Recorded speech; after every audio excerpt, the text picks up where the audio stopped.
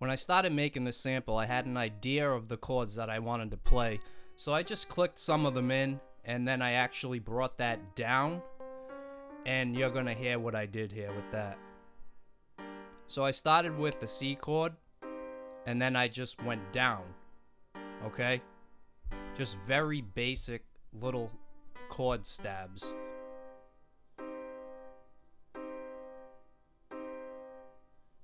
When you're making these samples, less is more because you're gonna layer other things over it. And if it gets too complicated while you're making the sample, it's just gonna sound even more complicated when you flip the sample into a beat. So try to keep them simple, but you need essence there. You need emotion, you need essence, and you just don't want it to sound too flat.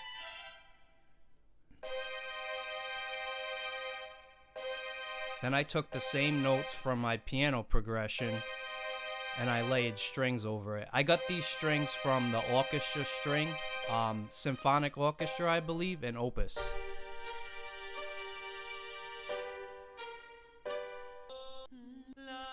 Then I grabbed Voices of Soul and I picked out some vowels that I liked, and I just layered the same chords as everything else into the vocals. But I ended up switching this up a little bit because I was having a hard time with some of the higher notes. They sounded like they were clashing. So I mess around with this for a little bit.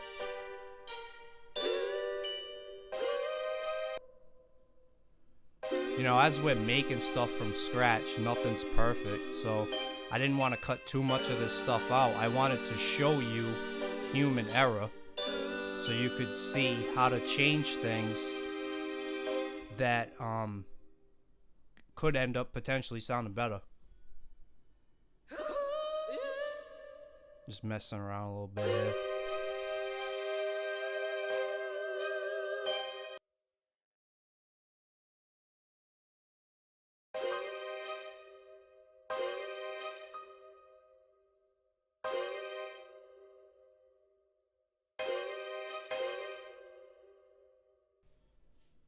I made a layer of my piano and I actually added higher chords on top of the regular progression because I felt like it was sounding too dark.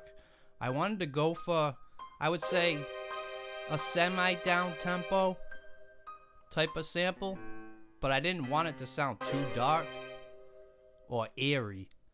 So that's why I started adding some of the high pianos in there. I lowered the BPM so I could hear what it's gonna sound like when it's slowed down, because I end up exporting it and then I re-import it back into Serato sample and speed it up. So it actually sounds like I'm chopping a real sample. I make a beat with it after this.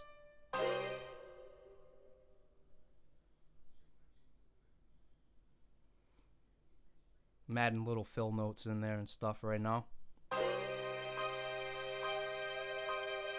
That's my layered piano we're on here. It's all about good layers too.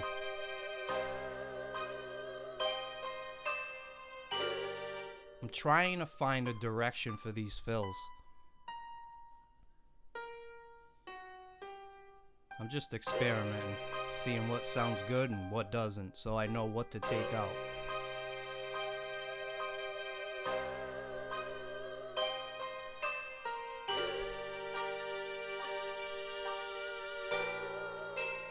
I had some clashing going on with the lower piano there, so I ended up stripping that out. And I'm trying to make a run up with my layer piano.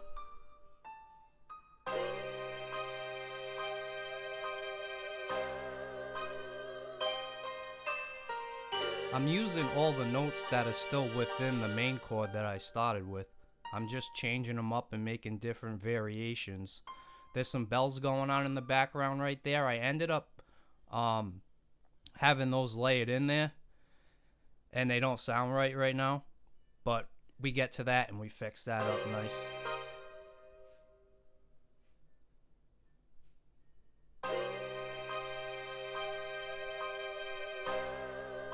Up, down, down. And I wanted that to run up, so I gotta find the notes for that.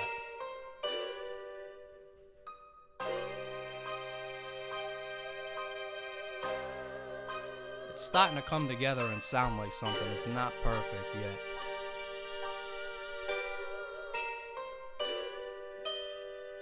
I'm just in my zone. Bada bing.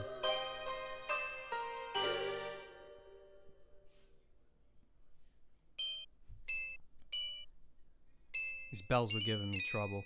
Not gonna lie to you.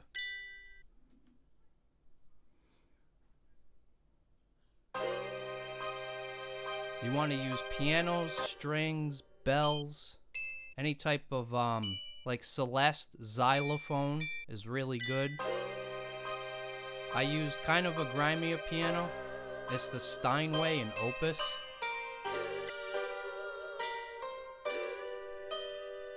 You can use flutes too. Layer flutes over your strings.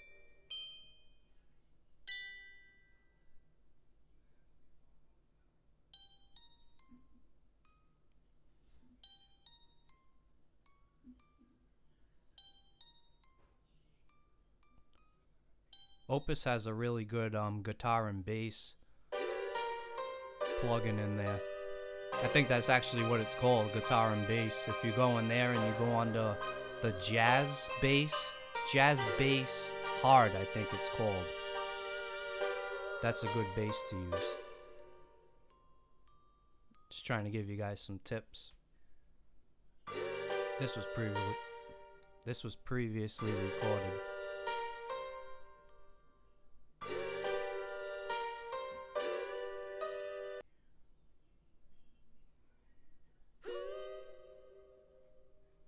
Don't forget to label your instruments and all your stuff too, so you don't get lost. It's easy to get lost in there when you're bouncing around with these samples, because a lot of them have the same pattern. So by looking at it, you'll think it's something else, and you'll just keep going back and forth. If you're like me anyway.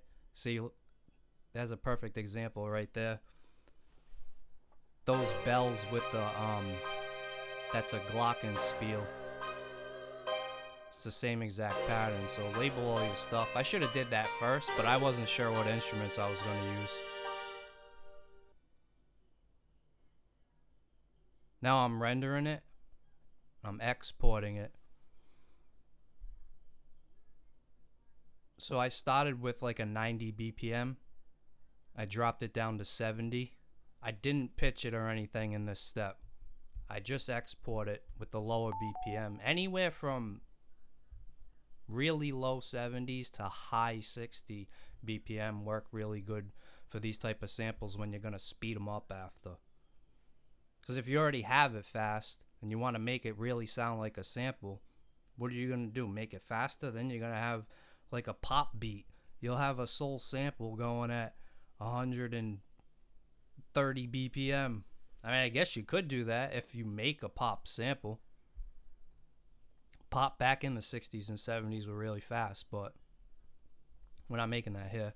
So I import it into Serato, and I speed it up to 90 BPM.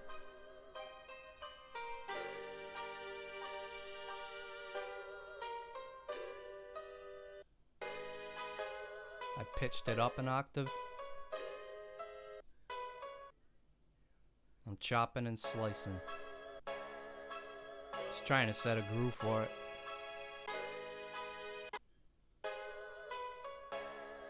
How good it sounds sped up and pitched.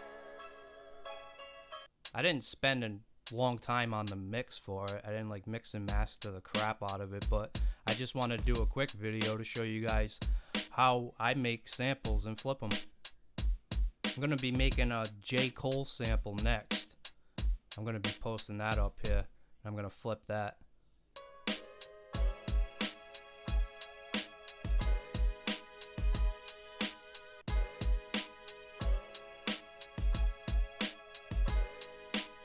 I like a fast boom bap drum going.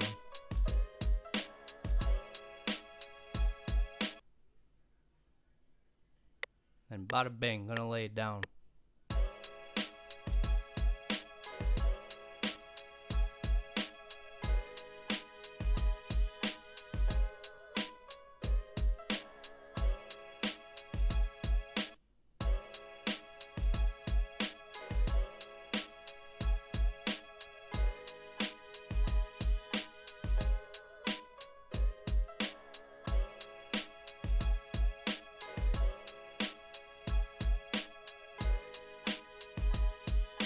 I'm gonna do a part 2 of this video. I'm gonna flip this sample in 3 different ways, and I'm actually gonna lay out the full beat for you guys.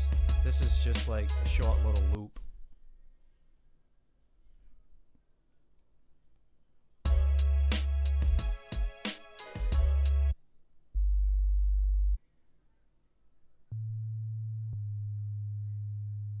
If you guys enjoy the video so far, give it a like, give it a thumbs up for me. I'd appreciate it.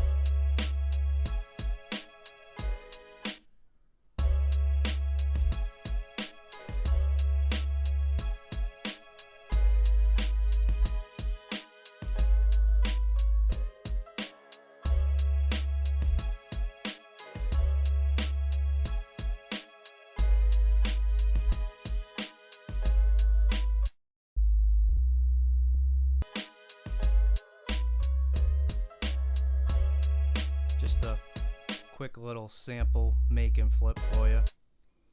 Well, that's it for this one, guys. Stay tuned for my second segment of this. I'm going to flip this beat into 3 different styles, and I'm going to lace the whole beat out for you so you can see it with drops and stuff. And I'm going to do a J. Cole sample making tutorial and beat flip. If you guys enjoyed it, subscribe. Thank you. Later.